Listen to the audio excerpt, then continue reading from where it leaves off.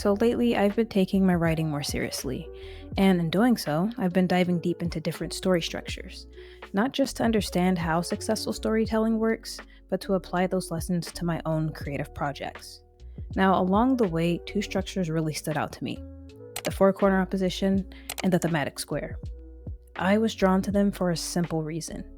It turns out that I'm obsessed with stories that explore rich emotional cores and thought provoking themes, the kind that linger in your mind days, weeks, and even months after the credits roll. Now, what I've began to realize is that many traditional story structures tend to rely on a binary conflict, your typical protagonist versus antagonist. And while, yes, that works well for certain narratives, I found myself craving something a bit more layered, something that reflects the messy and often contradictory nature of real human conflict. And that's when the idea struck me. What if I could blend the thematic weight of the thematic square with the dynamic character tensions of the four corner opposition? Instead of two opposing forces, why not four distinct roles, each representing a unique stance in a thematic debate? So I started experimenting. I kept the familiar roles of protagonist and antagonist, but added two more: the ally opposition and the antithesis. Now, this structure, it's something I'm calling the conflict compass until I come up with a better name, so it's just gonna have to work for now. It centers the narrative around two clashing themes, with each character embodying a different point on that spectrum of belief. In this video, I plan to walk you through how the conflict compass works, breaking down each of these four roles and how they create a richer and more dynamic narrative web. And to help really ground the theory, I'll be using characters from Arcane as an example. That way, you're able to see how this concept plays out in real time. So, this is actually my first time putting this idea out into the world. So, let's see if I can take this chaotic tangle of thoughts in my brain and turn it into something useful. And I don't know, hopefully even inspiring. So, with that being said, guys, let's go ahead and dive right in.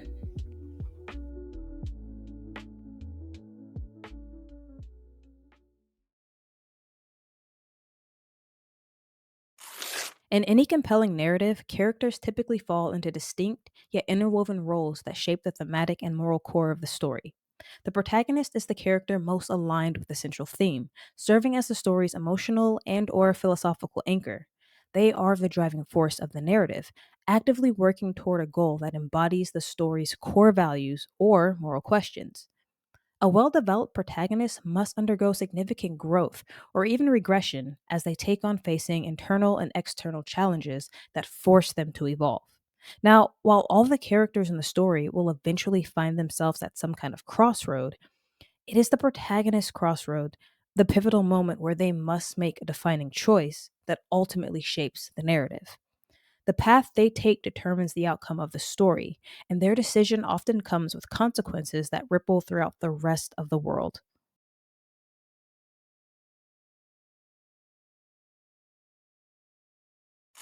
Now, taking on the second role is none other than the antagonist, a character whose goals, ideology, or values directly conflict with those of the protagonist. Although we typically see them take on the role of the villain, an antagonist is not synonymous with evil. They don't have to be the bad guy. You see, a compelling antagonist is more than just an obstacle. They believe in their own cause just as much as the protagonist does. The best antagonists challenge the protagonist's worldview, forcing them to question their own beliefs. And in some cases, we've seen where the antagonist may even have a more legitimate point, making their conflict with the protagonist more morally complex. Their role is essential in creating tension as they push the protagonist to grow and to adapt. Now, without a strong antagonist, the protagonist's journey lacks meaningful opposition, making their eventual transformation less impactful.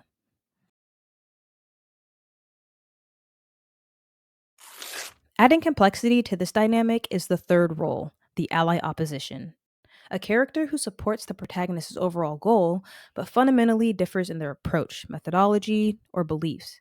Now, while they may fight alongside the protagonist, they present an ideology or perspective that complicates the protagonist's inner struggle, often making their journey more difficult.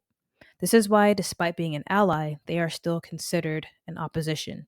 They may encourage more extreme actions, challenge the protagonist's moral compass, or push for a solution that conflicts with the protagonist's personal growth. The ally opposition creates internal conflict within the protagonist, forcing them to navigate ideological differences even among their own allies. This role is crucial for adding nuance to the story, preventing it from being a simple battle between good and evil. The protagonist must wrestle not only with external opposition, but also with the question of how their goals should be achieved.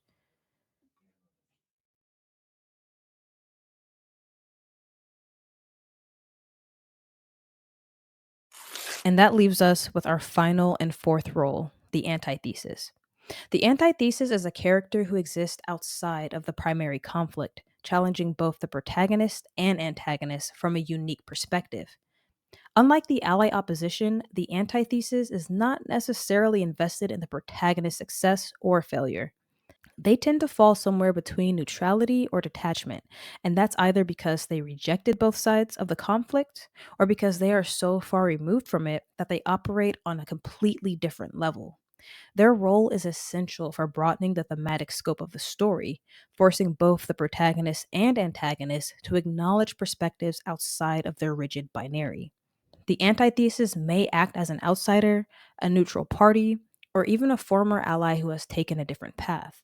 Their presence disrupts the expected dynamics of the story, and this makes for a more enriching and thought provoking narrative.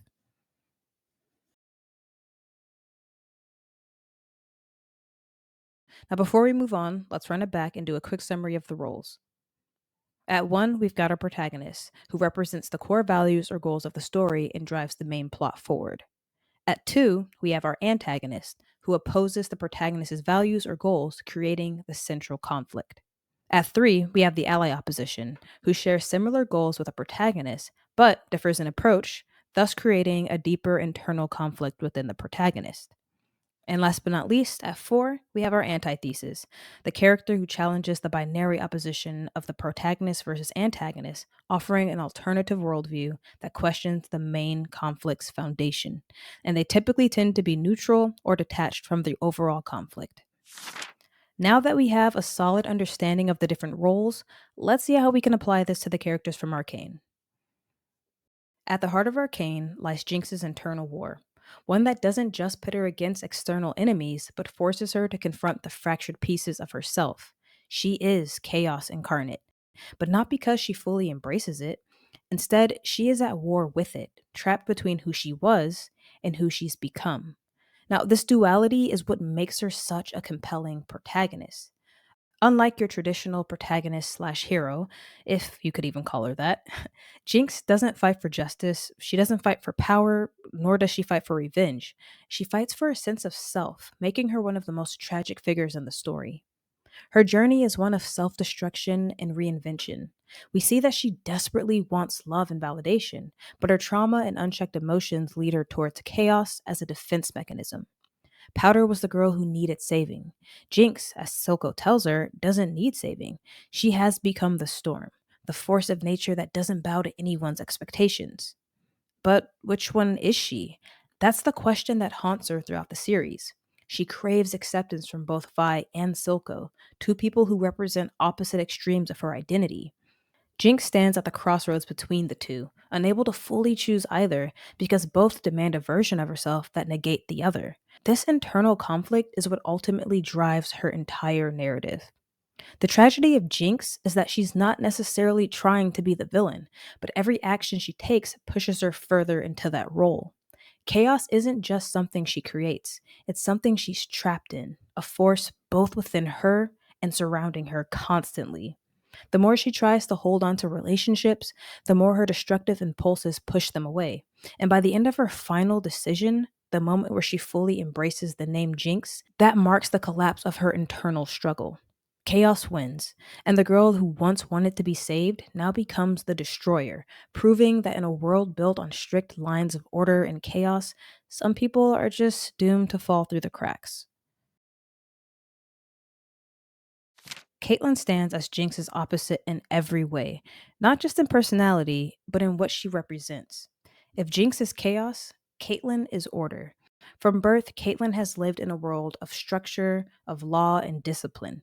She's a sharpshooter, she's precise in her actions and controlled in her emotions, and unwavering in her sense of duty. She views the world through a naive black and white lens, a perspective shaped by her upbringing, where people are either criminals or law abiding citizens, and actions are either just or unjust. To Caitlin, Jinx is not a victim of circumstance, but a threat that must be neutralized. She doesn't see the lost little girl beneath the chaos, she only sees the danger Jinx poses. What makes Caitlyn such an effective antagonist isn't just that she's a threat to Jinx physically, but that she represents a world that cannot allow Jinx to exist. Piltover thrives in order, on keeping the chaos of Zaun at bay. Jinx is a symbol of that chaos, a living rejection of everything Caitlyn stands for. Now, with that being said, Caitlyn is not a villain. Well, depending on who you talk to. In her mind, she's doing the right thing, the thing that needs to be done. She believes that by enforcing justice, she's making the world a better place. But justice, as we see throughout the series, is not as clean as she wants it to be. Piltover's version of order is built on oppression and a steep class divide. By blindly upholding Piltover's laws, Caitlin unknowingly becomes an agent of an unjust system, a system that has, in many ways, created people like Jinx in the first place. Her role as the antagonist is powerful because she is morally justified in her actions. Yet her pursuit of Jinx only drives the girl further into chaos. The more Caitlyn fights for control, the more Jinx rebels against it. And in a way, Caitlyn's inability to see beyond the law mirrors Jinx's inability to escape her destructive nature. Both are trapped by their roles in this order versus chaos struggle, and neither can back down without compromising who they are. Silco is not just a father figure to Jinx. He is the voice of chaos whispering in her ear, convincing her that the past is weakness and that she needs to look into the future and lean into this person that she's become. But unlike Jinx, Silco does not struggle with his identity. He fully embraces chaos, or the monster, as he says, believing that it is the only way to break free from Piltover's control. To him, what Piltover deems as order is oppression, and true freedom can only be found in dismantling it completely. His relationship with Jinx is complex because we come to see that he does genuinely care for her, but his care at times can come across as conditional based on her becoming what he believes she must be. He tells her that she's perfect, but only as Jinx, never as Powder. To him, powder represents weakness, vulnerability, and the past, things he's spent his entire life trying to erase. His influence over Jinx is a twisted form of protection. He doesn't want her to suffer the way that he did, so he hardens her, shaping her into the perfect embodiment of Zaun's rebellion. This puts him at odds with Jinx, because while they share similar traumas, they do not share the same struggle. Silco has already chosen his path. Jinx is still searching for hers. His relentless push for her to embrace her new identity only deepens her instability, proving that even those who claim to love us can sometimes be the ones who push us into destruction. Vi's role as the antithesis is what I believe is one of the most interesting in the story because she rejects extremes of both order and chaos. She's a product of both worlds, raised in the lawless streets of Zaun, but also taught a semblance of order through Vander. We come to see that she doesn't fully trust Caitlyn's version of justice, but she also can't accept Silco's vision of destruction. She exists in the middle, torn between two worlds, unable to fully commit to either. Now, where we see Vi take on this neutral role, we also see where she is somehow detached from the main conflict. Not to say she doesn't care about the class divide, but it's not her number one priority. As we see throughout season one, she is constantly searching for her sister, and that is the thing that trumps all else. Vi wants to save Jinx, but she cannot accept who Jinx has become. She longs for Powder, the little girl that was left behind, but in doing so, she refuses to acknowledge the person her sister has become. This is where Vi ultimately fails. Unlike Silco, who fully accepts Jinx's transformation, Vi refuses to let go of the past. She clings on to the belief that Powder can resurface, which only pushes her sister further away. By the end of season one, we see that Vi is forced to confront the truth. She cannot save Jinx. In this war between order and chaos, she loses both her sister and her belief that things can return to how they once were. She is the tragic middle ground. The proof that sometimes, no matter how much you fight for balance, the world will still find a way to tear itself apart.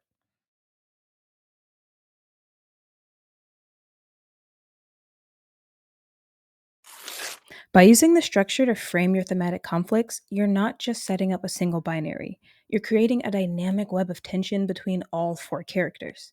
Each one becomes a mirror, a trigger, or even a contradiction to the others, and they're all teetering this opposing idea or ideals. And yes, I did happen to do the math, and this opens the door to 12 unique personal conflicts. So, first, let's take a look at Jinx. That's me! In her conflict with Vi, it's clear that Jinx still loves Vi. She clings to that bond, but the girl that Vi remembers, Powder, is long gone. Even if Jinx wanted to go back, it's clear that she can't, and Vi's refusal to fully acknowledge who she's become cuts her deeply. This relationship is haunted by a longing that's no longer compatible with reality. In Jinx's conflict with Silco, Jinx sees Silco as a father figure, someone who believes in her power, who fuels her chaos and her ambition. But that chaos is a double edged sword. This creates this ongoing inner tug of war. And towards the end of the series, when we see Silco start getting in the way of her hopes of reuniting with her sister, we see it throw their relationship into dangerous territory.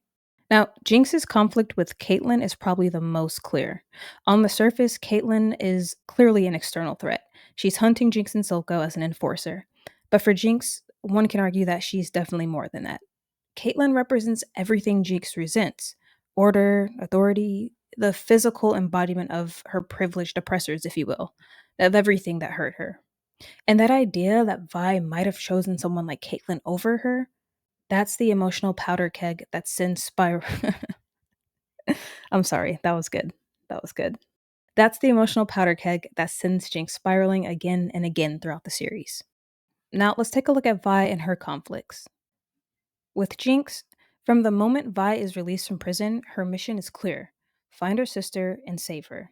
Vi wants Powder back, the sweet, innocent little girl that she left behind.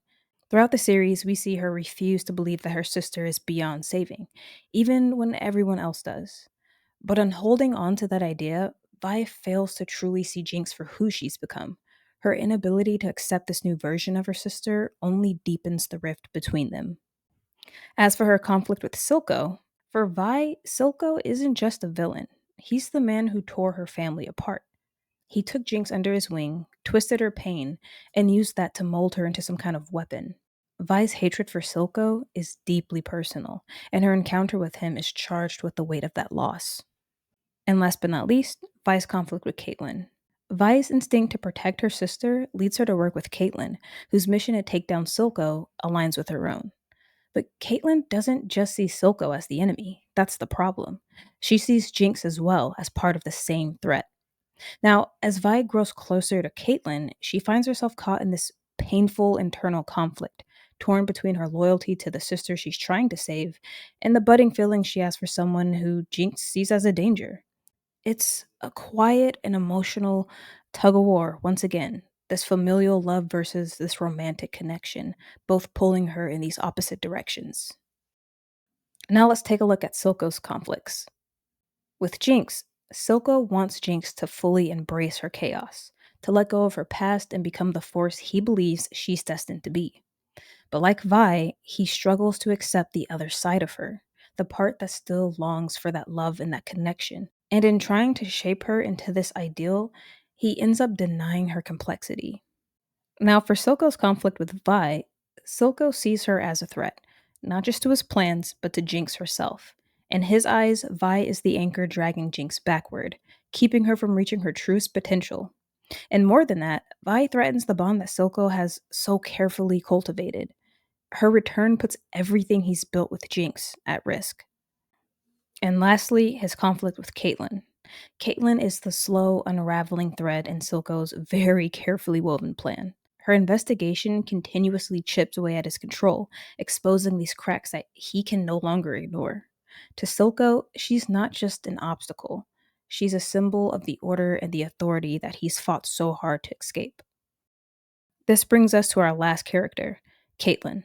With Jinx, Caitlyn's pursuit of Jinx starts as a matter of duty, but it quickly becomes personal after the progress they attack leaves her and the city wounded.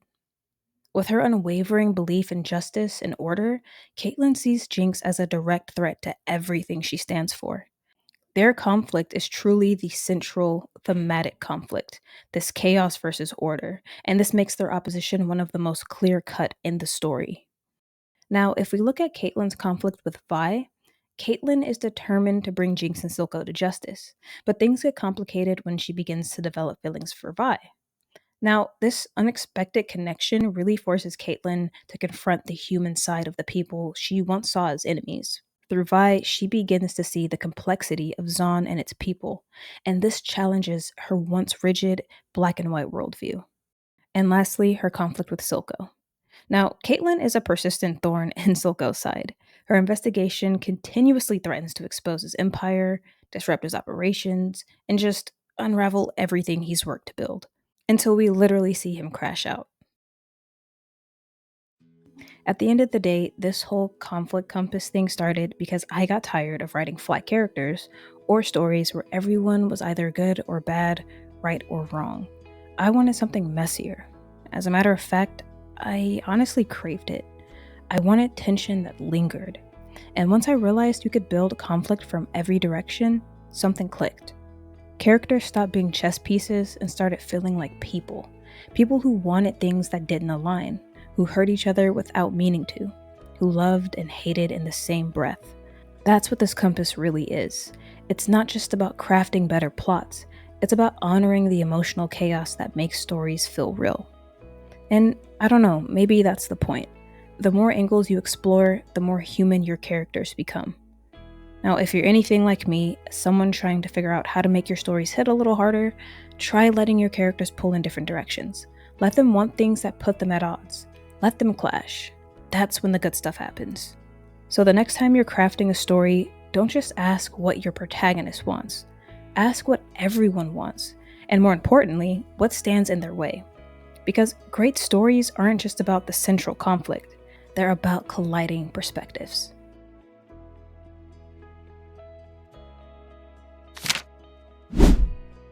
If you've made it to this point in the video, first of all, you're real for that. Second, thank you so much for watching. And if this gave you a new way to think about character conflict, consider subscribing, liking, or even dropping your own examples of multi-directional tensions below in the comments. In the meantime, guys, keep writing, keep creating, and I'll catch y'all in the next one.